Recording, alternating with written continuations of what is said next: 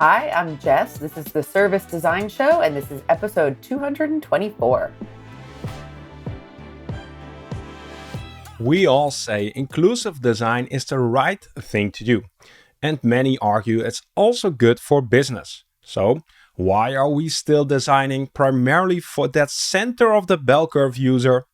Is it just easier, or are we missing something crucial? Let's explore that. Hi, if you're new here, welcome to the Service Design Show, where we invite the brightest minds in our field and explore what's truly needed to design great services that resonate with people, push businesses forward, and of course, honor our planet. We have a really interesting guest today, Jess Kessin. Her career path is anything but ordinary.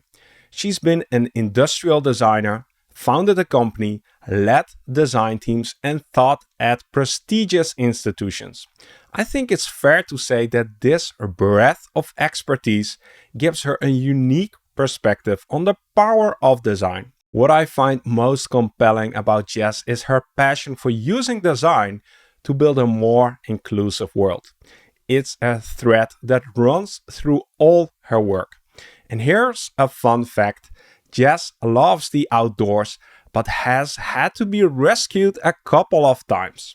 So she clearly knows how to navigate some tricky situations. With that in mind, and knowing that Jess doesn't really believe in regrets or making future plans, I'm eager to explore today the importance of inclusive design and how we can make it a priority in our own work. So, in today's conversation, you'll learn why inclusive design isn't just a nice to have but essential for business success.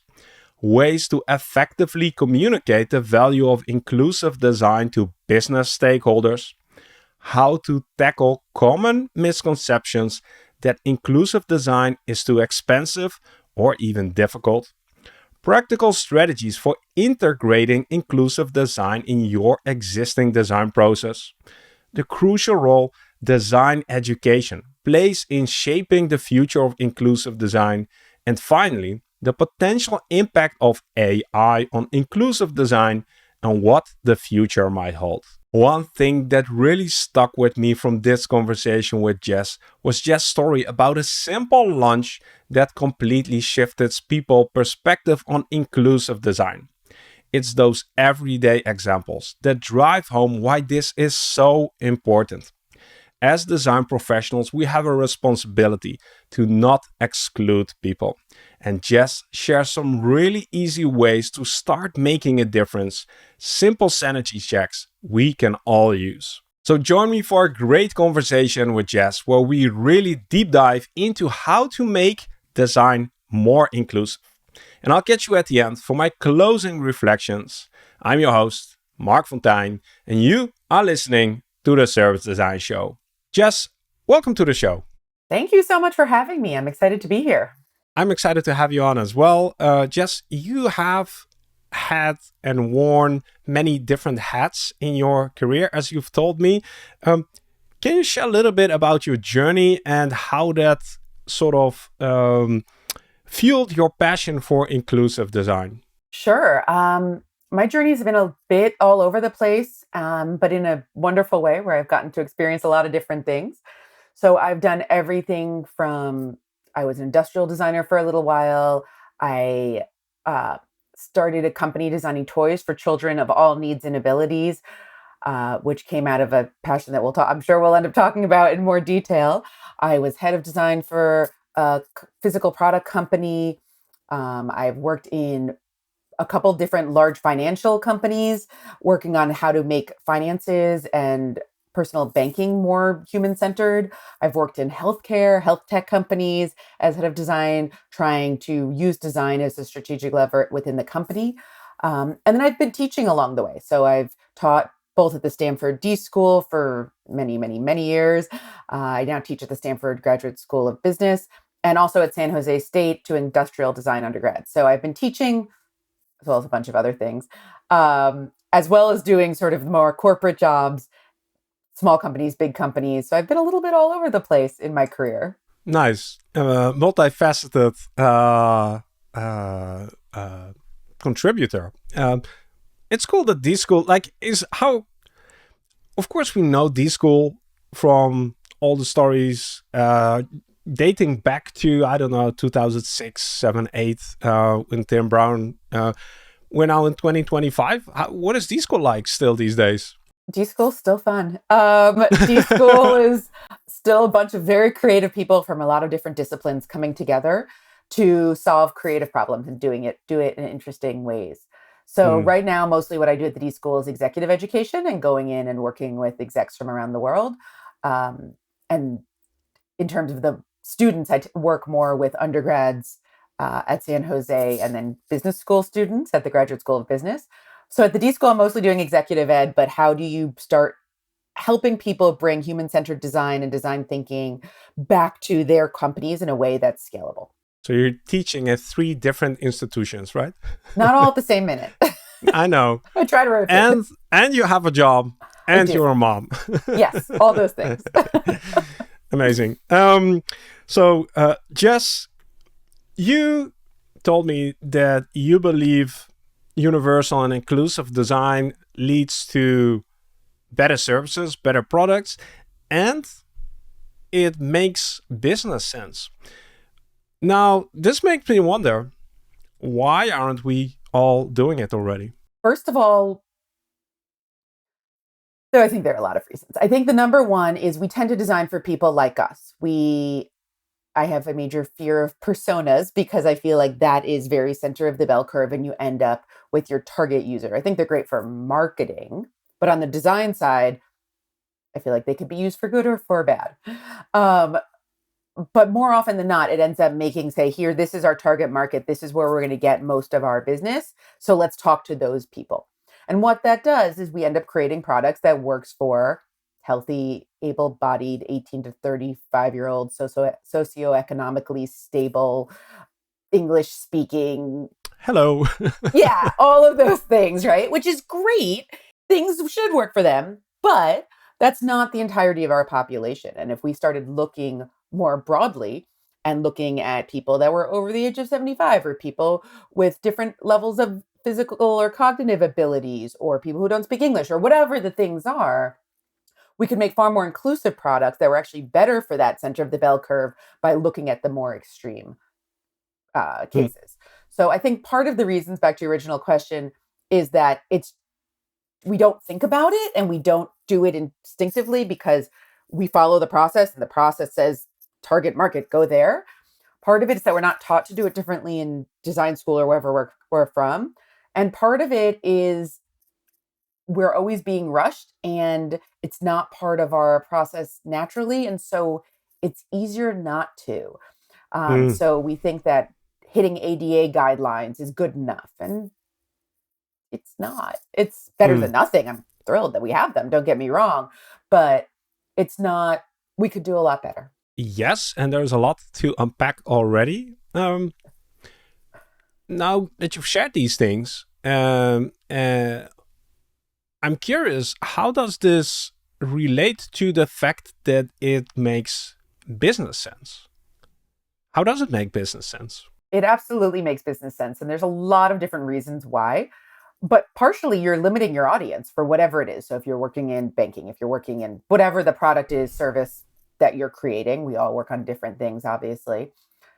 If you're only talking about that center of the bell curve, you're denying people access to participate in your service or whatever it is you're doing if they don't have all the abilities that you're accounting for. Whereas instead, if you focus on those users first, it helps everybody. So if you are creating, I mean, you can think of some of the traditional examples like curb cuts on sidewalks that we all know, right? They were created for wheelchairs, but we all use them when we have a stroller or a wheelie suitcase or a bike or whatever other thing that we're using, and they become super helpful for everybody. We also, at some point in our lives, if we are lucky enough to get older, we'll have disabilities then, or at some point we'll have something temporary in our lives if we don't have something permanent or something situational. So you can have a permanent disability. Obviously, you could be missing a limb, let's say, or you could have broken your arm, which is more temporary, Or you might be a new parent trying to cook dinner while holding a baby in Mm. one arm, which is not easy. And so, Hmm. how do you create these products or systems or services that allow people at any stage to participate, whether they are in one of these temporary, situational, or permanent states or not? Thank you for sharing. And you've been in many commercial contexts, so I can imagine that you've had a lot of conversations around this. Now, I can totally see how a stakeholder within a for-profit company will say, you're right, but still, if we focus on the quote unquote most profitable customer, sure, we're leaving money on the table, but it's like a return on investment thing. We have limited resources. So I want to focus on the majority that takes the least amount of effort because that's where the most value can be created for us as a business. Do you recall a conversation like that, and how did it go? I've had many conversations like There we that, and I go. Tell think us. Give us the juicy details. I think there's different ways to address it depending on the situation. I think one of them is that if you are designing, and I do think, again, marketing is a different thing. If you want to market initially to your target market, sure, go ahead.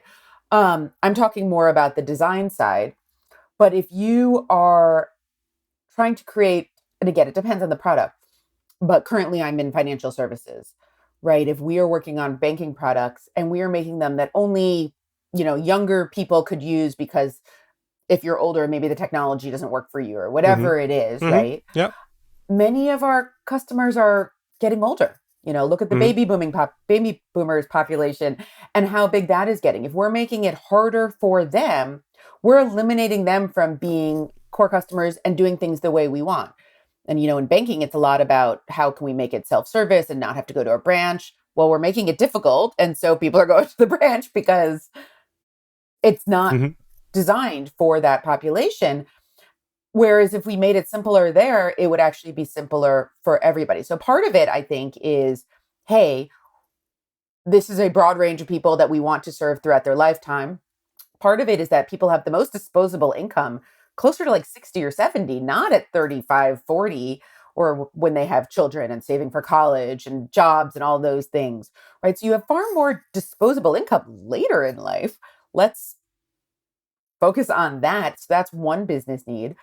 But also, the more inclusive that we are creating things is just opening up your target market. So, what I often say is we all know the 110, 100 rule of business. So, if uh, it costs $1 to make a change early, $10 once you're later in Mm-hmm. design, $100 when you're in engineering, and $1,000 post launch. Let's test all of the ideas at the $1 phase, right? Like, how could we test ideas with a broader range up front and see what works for everybody when it's nice and cheap and easy and super simple to make that change as opposed to down the road? So there's ways to do it, but it Mm-hmm. usually takes a little bit of show, don't tell. What does that show don't tell look like? To me, that usually involves early prototypes that are very scrappy, very cheap, not 6 months and hundreds of dollars, but 1 week and $20, right?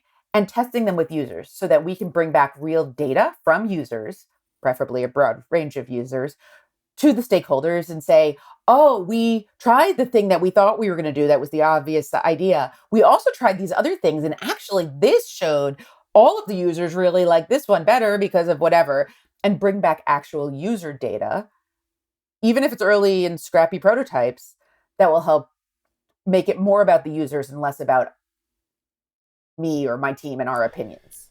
I have so many questions. And this is a topic I'm very passionate about as well. But I'll try to sort of channel the questions that I can imagine others in our community have. And so do I. So there are a lot of temporary disabilities one might have. Sure. How do we, as design professionals,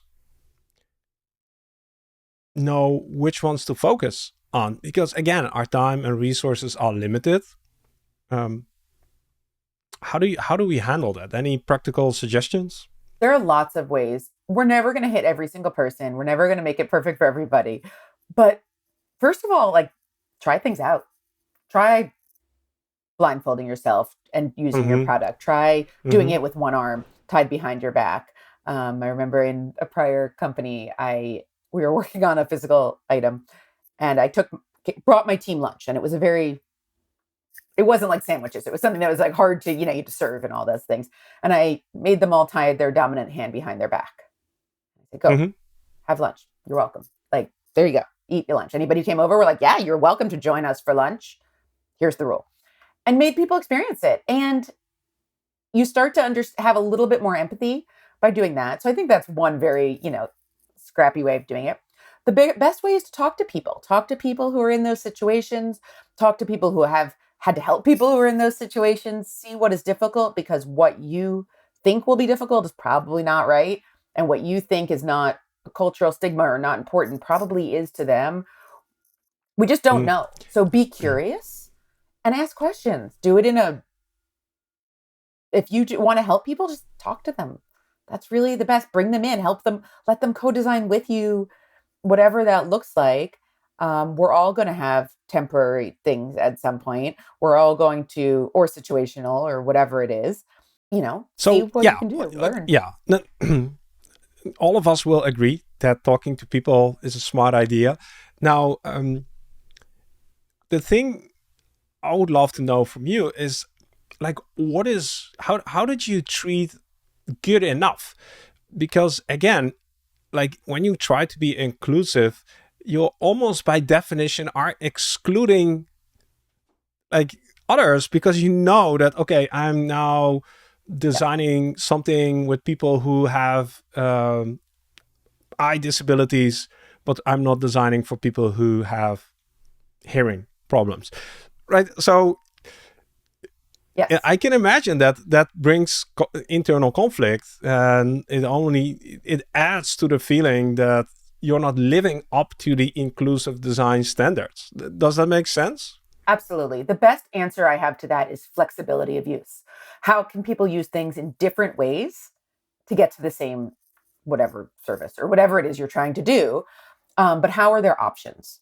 So, can you do the entire thing without, through a screen reader if you're at low vision? And could you do it entirely without sound if you're deaf or hard of hearing?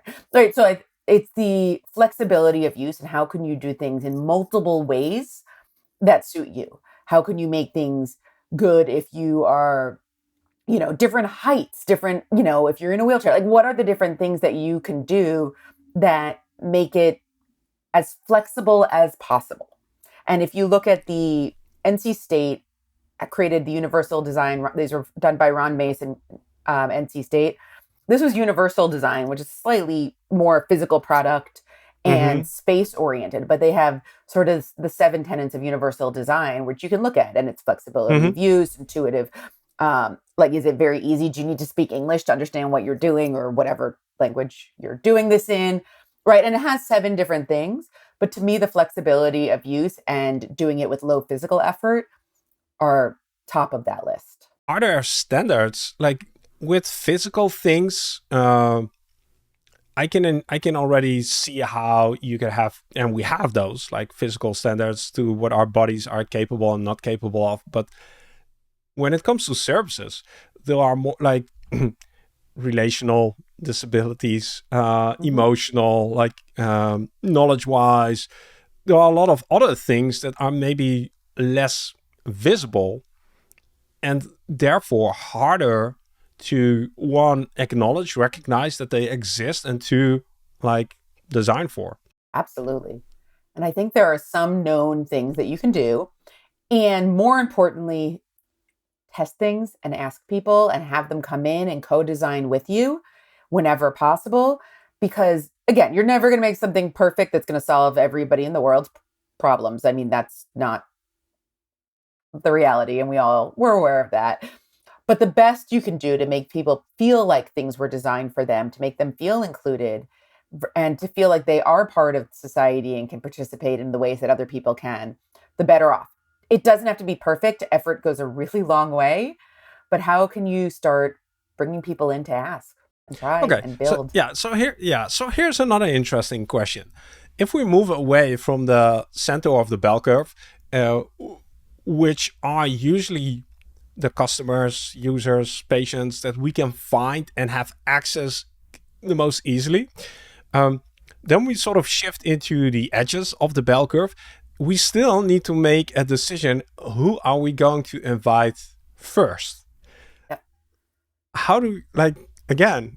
How have you done this? Like, who do you invite first from the edge? Because the like that's the long tail. There is an Hmm. unlimited number of edge cases. Yep. Who do you invite first? The first answer is not everybody, but I always do a brainstorm on who are your extreme users. What does that look like for you? And it might be a physical thing. It might be someone over the age of 80, or someone who doesn't have a cell phone, or it might be someone in the banking world who's unbanked. It might be someone who doesn't speak whatever language you're, I'm going to say English, but whatever language it Hmm. is that you're working in, right? It might be all of these things, but do a brainstorm on what is extreme for whatever your system or service is. And that will be different in depending what the product is. So, what does that mean to you? Come up with a few, or come up with a lot of ideas. I always say quantity over quality, and then pick your top three. Mm. Don't pick everybody, but make sure when you are doing research, whether it's with low fidelity prototypes or the initial rounds of uh, ethnographic research or whatever it is you're doing, that they are included in that cohort. It doesn't have to be every user, doesn't have to be an extreme user, but make sure some are. And the extremes can mean a lot of different things depending on what you're doing. When you think about the extreme users that you've designed for in the past, like what are some interesting examples that come up? In a prior job, when I was working at a bank and we were working on like physical stuff, so like what are new, ATMs, we brought in someone in a power chair who also had hand issues and eye issues to come test our products. And he came into our lab and tested, and we were using foam core at this point. It wasn't fancy, but we were ripping things apart and cutting things up live with him while he was there helping us figure out little things that we would never have known. So we've done some of that. When I was working with kids, so I did a startup designing toys for children of all needs and abilities. We talked to a lot of kids, but we also talked to a lot of parents and therapists and speech language pathologists and occupational therapists and physical therapists and um, special adaptive PE teachers, whatever, anybody who would talk to us basically. And so often we would give them products and let them test it and bring us feedback with the kids and see what that looked like. And I started the company with a pediatric occupational therapist because she had the base of knowledge that I didn't have. And that's key. So, how do you start bringing people in who either have these different abilities or work with people with these disabilities or some combination of the above and can help you access a knowledge base that you may not have? That was my additional question here as well. If we recognize that we often design for the center of the bell curve because it's easy to get access to these people, the edges are harder. How do we, is there anything that you have found that makes it easier to access these edges, these extreme users, and learn from them? I mean, I think it depends on your industry. So I work in financial services, so it's highly regulated and it is a little harder, but we have figured out how to do it. And in the bigger companies, you probably have a team that knows how to do it. So find the people in the company that already know and have access to figure those things out because I guarantee it's happening somewhere. What could it be? Like we Uh, have an accessibility team who has advisors and has a board and a panel, like all those things already in place. And so for us, it's getting access and just talking to the right people in the company who have already set up the relationships.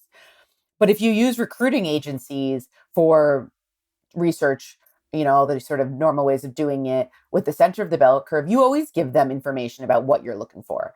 So expand that information and tell them that you want at least one person out of the eight to be over the age of 80, and you want this and hmm, you want this, and give them a range of things and see what they come back with, because that's their job, is to recruit people.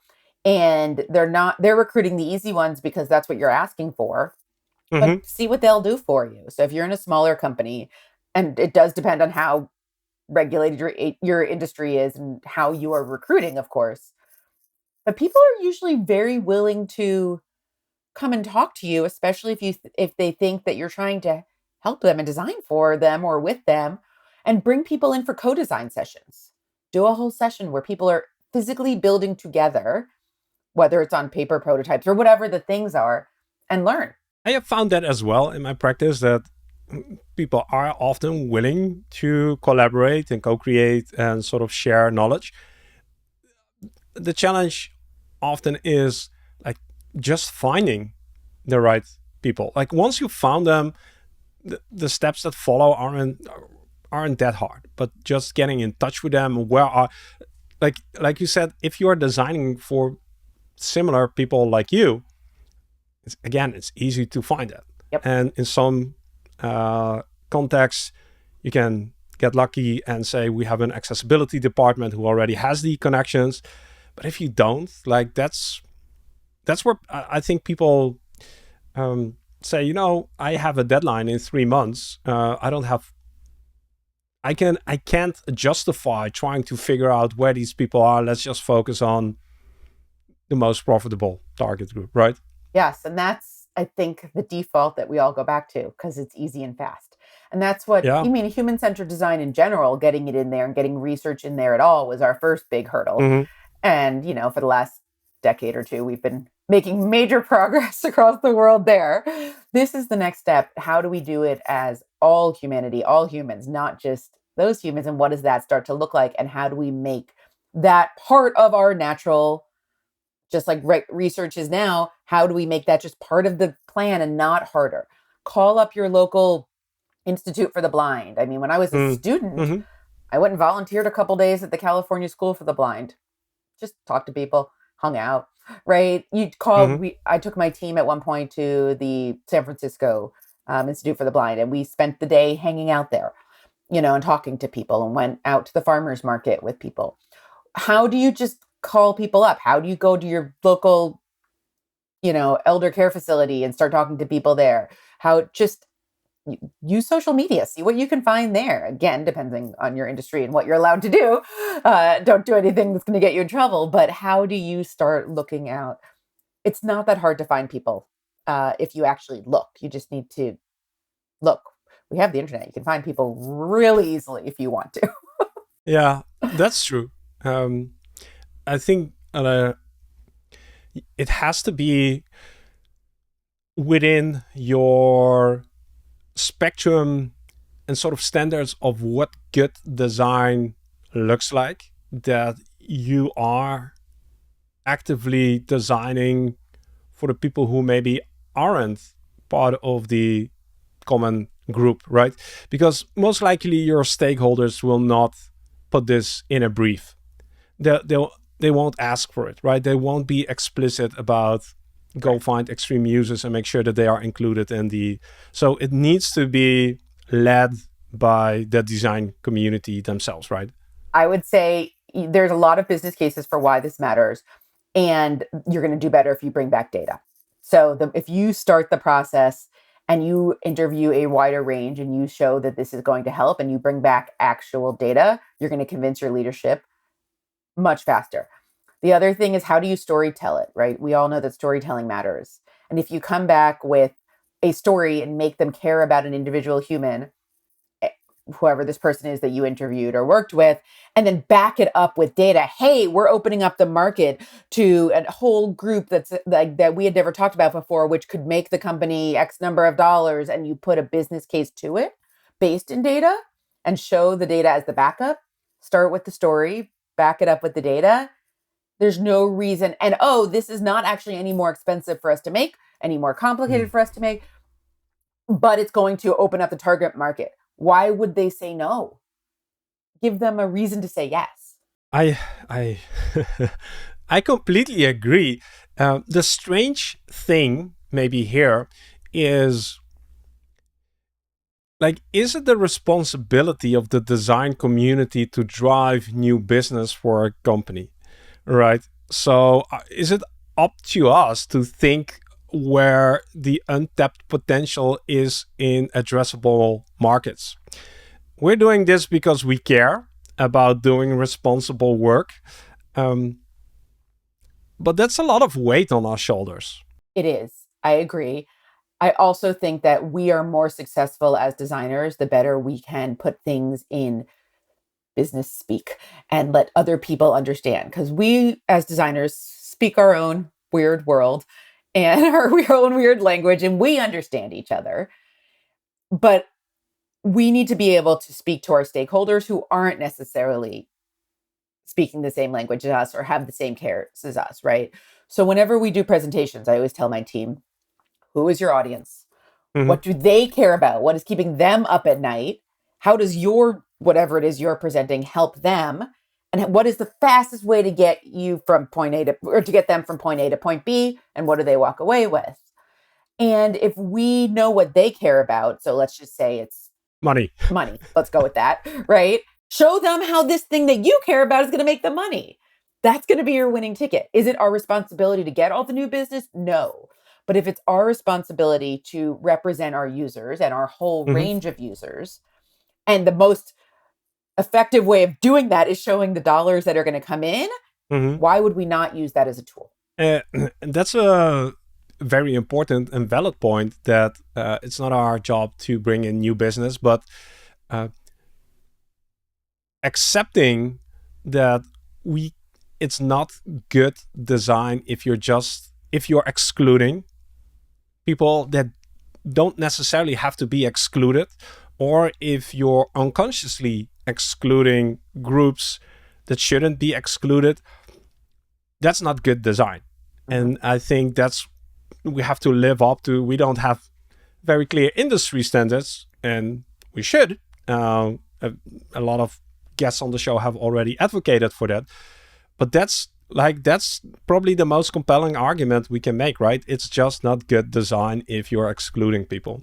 It's just not good design if you're excluding people. I could not agree more. And to convince your stakeholders, since they don't know that or care, Exactly. right? So for them, put it in their language. This is Yeah. how it's going to make you X number of Yeah. dollars and you can hit your goals for the year and we all win. Yeah. Great. Yeah. So you're doing a lot of teaching. Like what are the biggest misconceptions that you see around this topic with your students? At San Jose State University, I've been teaching industrial design undergraduates a course called Design for All or Inclusive Design. And I've been teaching it with Stephanie Chang, who's an incredible service designer. Um, And we developed the class together. We've now taught it twice, 2 different semesters. And what we do for a lot of the students, it's the first time they're doing any kind of design thinking, any research as well. So it's sort of teaching all of that. And what we are having them do is go out and look at extreme users, whatever that means. So a lot of folks go out and talk to the elderly because, to your point, pretty easy to find elders who are willing to come and talk to them and someone's grandmother or whatever it is, or Mm-hmm. the friend of the friend or the grandmother, right? And it's people who have time on their hands and are willing to help young students. So great. That's a really easy one to do, Mm-hmm. right? That you can access pretty easily. And what they're doing is they're going and spending time in their homes and they're talking to them and they're seeing what they're doing or not doing in a way that and figuring out why. So we all know how to do research, ask the 5 whys, dig in for the emotional. I don't need to teach Mm-hmm. this audience any of that. But do that with this audience, and you're going to find that the reason people aren't having dinner parties or aren't gardening anymore is not because of a physical thing. It's because of or it's a physical thing that leads to an emotional meaning, right? There's some reason that they're too embarrassed to use the adaptive device, or they don't want to feel old, so they don't want to use this plastic thing. They want to use their beautiful dinnerware to serve, or whatever it is, and their arthritis won't let them. Right? Figure out the reason behind things, and then we are designers. We can solve. Right? Accessibility is not a health problem; it is a design problem. And as designers, how are we helping fix that? We are not doctors, or at least most of us are not doctors. I am not saying we fix their arthritis. That is not something that we should be attempting, not our domain. If someone else wants to do that in the medical field or science field, please, please. But for us, how could we make dinnerware that is easier to use? How do we make gardening tools that allow people to continue gardening if that's their passion? How are we doing things? And we're doing them that are more universally designed. We all know the story of OXO Good Grips, right? Those were the kitchen peeler that originally started because Sam and Betsy Farber designed it because she could no longer peel potatoes. But because of that, they're more ergonomic, they're better when they're wet, and they're in all of our kitchens, whether we have arthritis or not. So, how do we start designing? By learning what the needs are. And that's what I Yeah. teach my students to do. Mhm. Well, I guess that is the core of design, learning what the needs are, but we stick to the personas, to the target groups, right? That's who we research, and that's where we look for the pains, needs, desires, dreams, whatever we teach in the design field. And I was thinking, like, do you feel that that has been a gap or a lack or a blind spot in the in design education, that we're not exposing students to, you know what, it's great that you're designing for this specific group, but just for the fun of it, go out and try to talk to at least 3 extreme users. Just see what happens. Uh, Is that a blind spot? Is that a gap in design education? 100%. I think we need to start doing it. And the goal for the class that Stephanie and I taught, we didn't teach them in a, we will teach you everything you need to know. What we tried to do was teach them how to open their eyes and look. So Mm, it was mm, a 15-week class, 6 hours a week, all in one session. So it was a long day. And what we would do is we would bring in a guest speaker every single class. And only one of those speakers throughout the entire semester, I believe, was an industrial designer.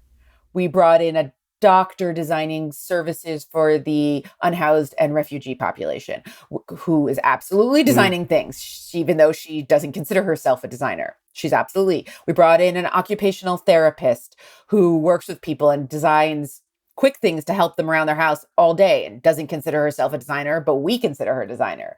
We brought in people who have been through accidents and had life-changing events and what that looks like. We brought in people who work on cultural biases and what that looks like in schools. We brought in lots of people, and throughout the semester, and so we had 14 guests throughout the semester, the goal was not to say, here is the way to do it, here is your formula, but the goal is to say, hey, there's a lot of people working on really incredible things out there in really different ways. Go find them, open your eyes, be curious, and here are some approaches of how you might deal with it or handle it once you're out in the real world, mm. and what that could look like to make the world better. There is no one answer. We all know that as designers, otherwise we wouldn't be employed.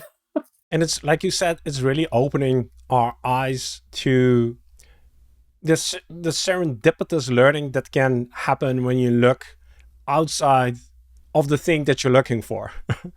And it's willing to take a gamble to sort of have a conversation with somebody outside of the target group, or somebody who represents a group outside of the target group, just to see what happens, just to see what emerges, right? And you have to be almost naturally curious to do that initially, but once you've done it 5 times, I'm sure you'll be able to predict that those conversations will probably bring some very helpful insights for the rest of your research, right? But you have to do it, and you have to be nudged initially to do it. Yep. And I please consider this to the entire audience. You're nudged to do it. Bring people in. Start with bringing someone who's elderly into each of your researchers. Start little. Mm. You don't have to start big. Mm-hmm. See Mm-hmm. if that yields anything different than you would have gotten through target group. Yep. Bring in someone with a disability and see if that pushes you further beyond ADA standards, or whatever your nation's standards are, right? Like, what does that look like for you? And just try it. See what you learn that you wouldn't have learned otherwise. And just like all human-centered design, we talk to people. It's what we do. How do we start talking to more people? Yeah. So, like, it's very tempting to narrow our focus and to converge our research, and then we say, within that specific research, we're going to diverge, but let's not converge too early, maybe. Or if we're converging, let's at least probe a few outliers, just a few, Yes. Just a just to few. see what happens, just a few, Right. and that would be maybe an interesting thing for your service design standards of what good service design looks like. Are you able to check off the fact that you've talked to a few outliers, right? At And see, least, at and least, see what right. happens. Yeah. We did a big project on breast cancer at one point for one of my jobs.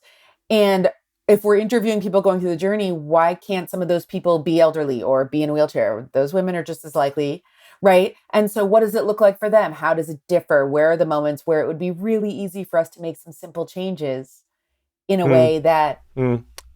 what does that look like? Also, just look around the room and see the people who are involved in the design process. How much diversity is there, and do they all look similar to you, or is Yep. there really are there people who are disagreeing based on their I don't know, culture, background, abilities? That's important. I want to tap into something that you also mentioned in sort of prep conversation. You mentioned the words dignity and respect, if I'm not mistaken, and the importance of that in the design process. Can you elaborate on those elements? Making something function for someone is one level. That's functional design, I guess. Good design is making someone feel dignity, making them feel like they are respected, like they are valued, like they belong. And when we make people feel othered, I mean, how to use a super physical, example, if you're like, oh, there's a, you know, ramp for wheelchairs, but it's around the back. That's crappy. Right? What if you integrated a beautiful ramp into the front, into the stairway where it was actually the most elegant way of getting up to the front door, right? And I know I'm giving a physical example because Mm-hmm, it's mm-hmm, a little bit easier to picture. But how do we start making things that are a little bit more dignified and make people feel like the world was designed for them and that they belong here, and just because they have some sort of differing ability, whether it's physical or whatever, emotional, cognitive, any of the things, or again, permanent, temporary, any of those, situational, that they still feel like they belong and that they matter enough that people paid attention to design for them. Because it's all about mm-hmm, dignity. If you lose the ability to use your legs, mm-hmm, why do you also have to lose dignity and not be able to do things for yourself? That's ridiculous. mm-hmm, And again, we are not doctors. I'm not saying we fix the physical, but I do think accessibility is far more of a design problem than a health problem.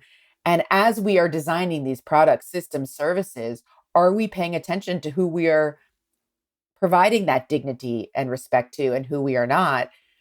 I don't think we are consciously being excluding people. And I'm not at all saying that. But I also think that we are not thinking about it. And unconsciously, we are doing it. And that's not really okay either. So, how can we start to evolve as a design community? if I reflect on my own design practice, uh, I'm coming from a place of tremendous privilege. So it almost feels like every service is designed for me, every product is designed for me, which makes it really hard to empathize Yep. or even be aware of people who might feel otherwise, right? Uh, do you have any tricks for people like me to sort of step into that other world and be, I don't know, more humble, more curious? I think curious is really the right word. You, I also am come from a place of privilege, and I am able-bodied. I all of the things that I am designing for, and I've spent a lot of time in other communities. I used to be a sign language sort of interpreter, and I spent a lot of time in the deaf community where I was the only hearing person around. And it flips the Hmm. script a little bit. You're like, oh, Yeah. okay, Yeah. yep, this world was not designed for me, and that's kind of awesome, right? Hmm. And I love that because it gave me a sense of how it felt to be on the other side, which is really, really important. And so, how do we start bringing I mean, the number one answer, bring in diverse teams, right? Your team should have people of all abilities, all ages, all, all of those things. Bring in other people or people who have family members or whatever it is, but just start being curious and caring. And on your team and within co-design sessions specifically, just being aware of where you're coming from and don't feel bad about where you're coming from. I'm not saying that. We all come from where we come from, but we all have our biases. That's okay as long as we have them in check and we know what they are and we are accounting for them. So great. Have other people on your team that have different cultural backgrounds than you. Have Mhm. people coming in for a brainstorming session, even if they're not part of your team, because they, you know, might bring a different perspective than you. Okay, a lot of practical things and things that aren't hard or take a lot of time or are expensive. So that's great. Thanks for that already. I want to shift gears a little bit and maybe talk about the future of inclusive design and how you see that. And if you have any thoughts on that, I'm curious also like of AI. Maybe we can talk about that. Like, is it just one of those technological advancements that we need to take into account in the same way we've taken mobile phones and the internet into account? Or do you see any other differences with AI? If you don't have any thoughts on AI, that's fine as well. But how do you see the future of inclusive design? Where are we heading to? I mean, the quick answer is I really don't know. I am hoping that designers stand up and really help with the DEI and with inclusion and with designing for all and help create that future. That is my hope. Whether or not that I don't have many predictions about where and when that will happen. I'm hoping that schools, design schools, um, whether they're full universities or boot camps or whatever it is, because we don't all come through traditional methods of or traditional education for design, start teaching this a little bit more.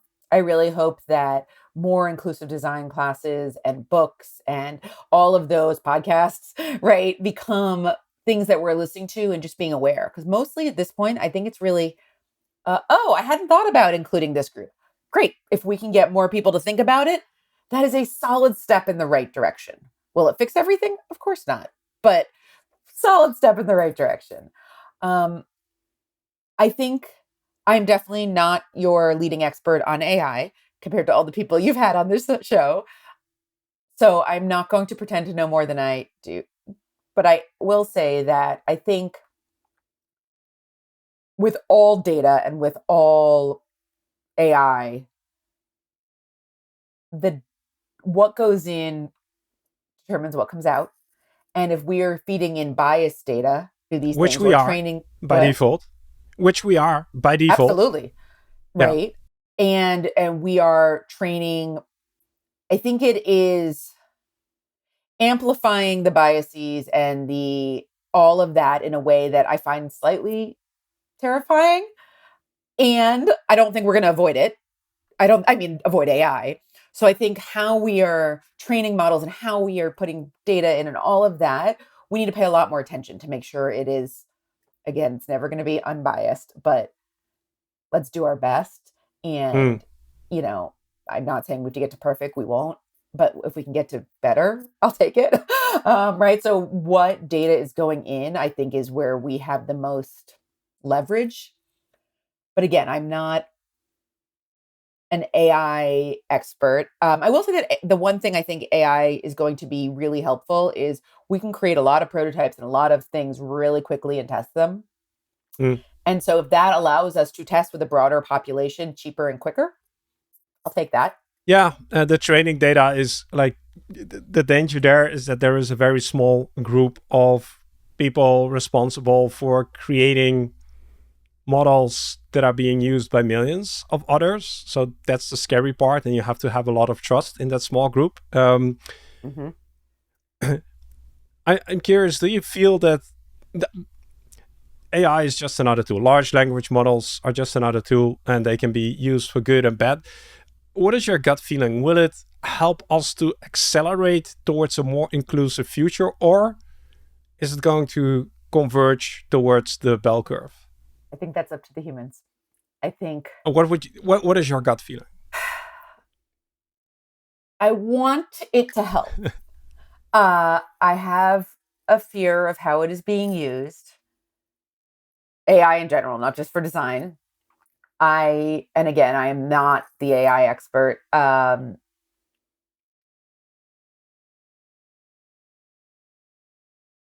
lot of things, AI, politics, like a lot of things right now we don't know where they're going to lead. And so I think as a design community, the best we can do is push in the inclusion direction and do what we can do given the current state of what is happening. Make sure the data you're using and the AI models you're using are getting decent data put in, or data training, all that things, right? Like, use them in a way that you feel is responsible, but do it consciously, not unconsciously, right? I think a lot of things are changing, and the next 10 years are going to be really interesting. I am hoping that as a design community, we can stand up and push things in a more inclusive direction. So, as you say, the momentum around DEI is shifting in some parts of the world at the moment.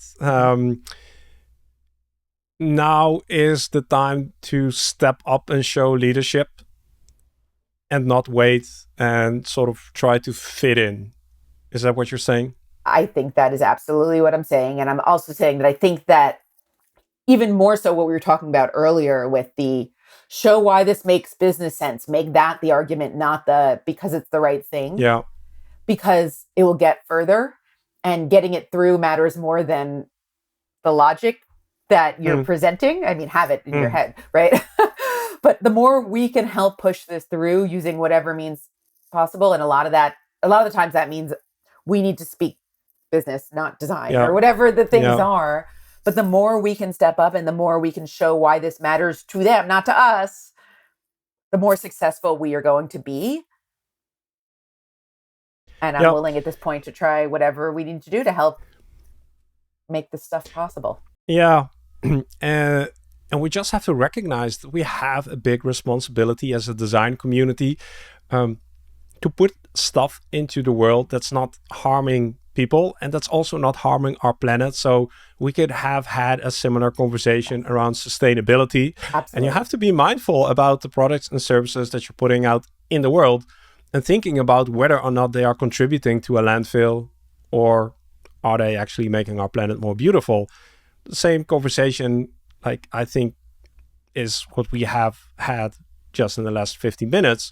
Are you contributing to services that are making our world better, more beautiful, or are you creating more contrast, more division between people, right?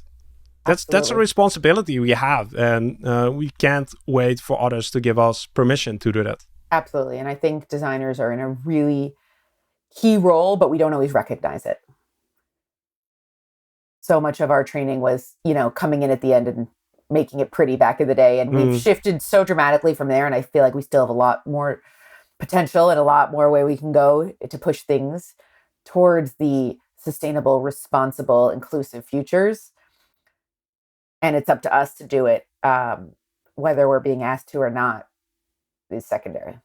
Usually we're not. Yeah. It's not the time to let your imposter syndrome voice take the overhand. It's the time to take your informal leadership role and sort of push towards better. Absolutely. And base it in your users, base it in data, base it in what you're learning about your scrappy prototypes. Don't base it in, this is what I think. Base it in, here is how we're going to, help users do this, or this group of users do that, or whatever it is. Don't make it about you, make it about your users, and you'll get a lot further, and your imposter syndrome will be a little less prominent, I would say, if you're helping people. Not always, but sometimes. Sometimes.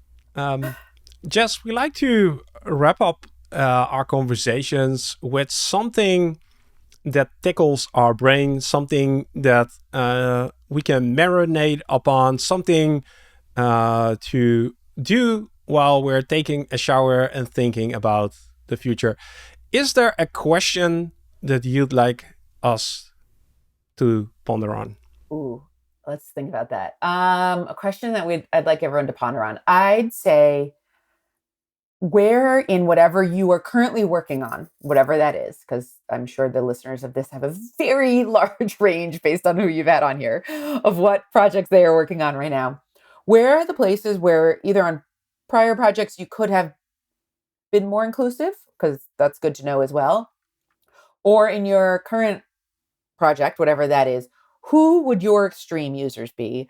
Who could bring in a different perspective from what you're thinking of? And how might you access that? Again, depending on your industry, be scrappy. Talk to your parents or grandparents. Talk to, right? Don't do anything that's going to get you in trouble. But in whatever you can do, how can you even do it in a very casual baby step way? Mm, And just try and see what you learn and see if it gives you a different perspective or a different frame on what you're solving for and helps open your eyes. Just little, try something little. I'm definitely going to think about that because I already know that if I spend some time consciously thinking about it, that I will come to the conclusion that I haven't thought about extreme users in my business. So thank you for the nudge, something for me to think about in the coming days and weeks. Jess, thanks so much for coming on, sharing your passion, sharing your journey, bringing awareness to this important topic, especially in these days. So once again, thanks for being here. Thank you so much for having me. This was so much fun, and I really enjoyed our conversation. I hope that you enjoyed that conversation with Jess as much as I did.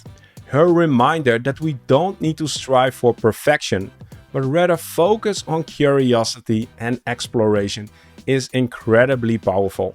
It's about taking that first step, looking beyond our typical focus, and making inclusivity a core element of how we design. It's a responsibility we all share as design professionals. So thank you, Jess, for reminding us to raise the bar and show leadership. Now, if you've enjoyed today's conversation, you can do me one big favor. Click the like button on this video and leave a short comment if you haven't done so already. Not to feed the algorithm, but to let me know whether or not we are on the right track by addressing topics like this. Finally, before we part ways, please take a moment to reflect and celebrate that by joining us today, you have directed your attention towards learning and growing as a professional. So, from everyone who you are going to impact through your work, thank you for taking the time and making the commitment. My name is Mark Fontijn, and I look forward to having you with us for a new conversation on the Service Design Show. Take care and see you soon.